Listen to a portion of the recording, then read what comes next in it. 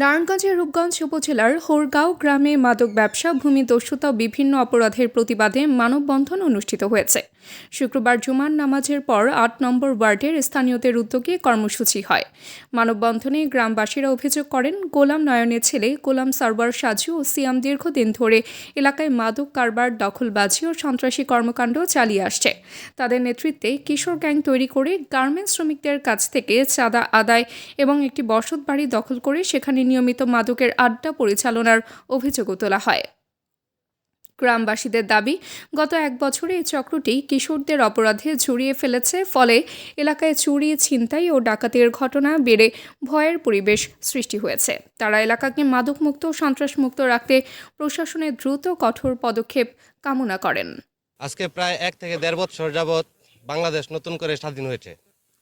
এই স্বাধীনতার পর হোরগাঁও গ্রামের গোলাম নয়নের ছেলে গোলাম সারওয়ার সাজু ও ওদের ছোট ভাই সিয়াম ও সিজান, ওরা পুরা এলাকাতে মাদকের একটা নৈরাজ্য সৃষ্টি করার চেষ্টা করছে। ওদের কারণে এই গ্রামের সহজ সরল কোনো মানুষ রাতের বেলায় ওদের বাসার সামনের এই অফিসের সামনে দিয়ে আসতে পারে না। ওরা লোকেদের কাছ থেকে ছিনতাই করে টাকা পয়সা নিয়ে যায়। এরকম একটা অবস্থায় আমরা হোরগাঁয়ের মানুষ প্রচণ্ড অসহায় হয়ে গিয়েছি।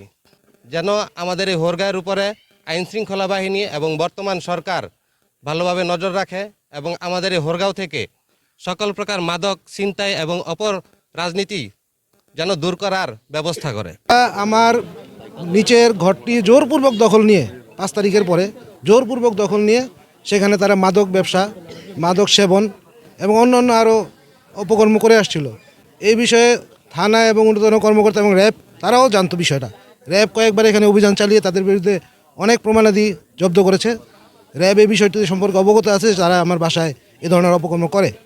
এলাকাবাসীর সহযোগিতায় গতকালকে একটা ঘটনা ঘটে। যারা প্রতিবাদ করতে গেছিলো তাদেরকে তারা অকথ্য ভাষায় গালাগালি এবং মারামারি করছে। তারা অপরাধ করবে, আবার সাধারণ জনগণকে মারধরও করবে, এভাবে তো চলতে পারে না।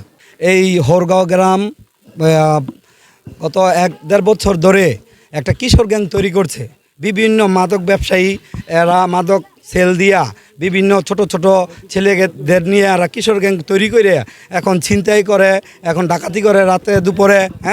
এরা অনেক এই এলাকাটা অনেক ভয়ঙ্কর একটা মানুষের আতঙ্ক সৃষ্টি করেছে। তা আমরা গ্রামবাসীর যারা আছি সবাই আমরা চাই মাদক সমাজ মুক্ত। তাবাসসুম হকানিকা, দৈনিক আজকের বাংলা। দৈনিক আজকের বাংলা .net